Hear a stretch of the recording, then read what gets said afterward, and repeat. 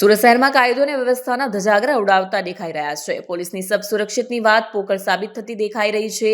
ઘરમાં સૂતેલા યુવક પર જીવલેણ હુમલા કરતા યુવકનું મોત નીપજ્યું છે. આ સમગ્ર રાંદેર વિસ્તારમાં રહેતા લોકો હચમચી ગયા છે. રાંદેર બાપુનગર વિસ્તારમાં એક યુવક ઉપર ઘરમાં ઊંઘતા અવસ્થામાં જીવલેણ હુમલો કરવામાં આવ્યો, જેમાં યુવકનું મોત થયું. પોલીસે ઘટનાની ગંભીરતા ધ્યાનમાં લઈ આરોપીઓની શોધખોળ શરૂ કરી છે. હુમલાની વિગતો અને કારણોની તપાસ પણ ચાલી રહી છે. રાંદેર વિસ્તારમાં 27 વર્ષીય યુવક રફીક શેખની મોડી રાત્રે ચપ્પુથી હત્યા કરવામાં આવી હતી. હત્યા બાપુનગરમાં બની, જ્યાં આરોપી અમીર મૃતકના સંબંધી ભાઈએ અંગત અદાવતમાં યુવક પર ચપ્પુથી હુમલો કર્યો. રફીકને ગંભીર ઈજા પહોંચતા હોસ્પિટલમાં દાખલ કરવામાં આવ્યા, પરંતુ ટૂંક સારવાર બાદ તેનું મૃત્યુ થયું. उसका नाम है रफीक सलीम शेख। आपका नाम क्या है? शिरीन शरीफ शेख। क्या हुआ था पूरा मामला?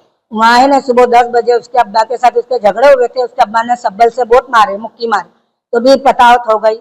फिर उसके बाद उसके बेटा आया 6 बजे। उसके बेटे ने इतना बड़ा सामान लाया और उसको 3-4 घाव मार दिया और उसके हथेड़े वथेड़े सब काट डाला और मौत और जिंदगी के बीच में वो पड़ेला है सिविल के अंदर। कब का घटना है और 6 मारने बजे। का कारण क्या है? 6 बजे।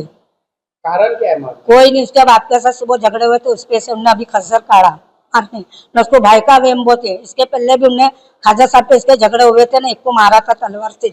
मारने वाले का नाम क्या है? क्या करता मारने है? वाला अमीर है, अमीर अफजल अली सैयद। क्या करता है? वो कुछ नहीं करता, रखड़ पट्टी करता है वो भी। ये जिसको लगा है उसका क्या नाम है? वो क्या वो करता है? रफीक सलीम शेख है, मेरा नवासे को लेकर संभालता है ना, 5 टाइम का नमाज पढ़ता है। क्या करता है? नहीं, वो घर में रहता है और छोकरा संभालता है।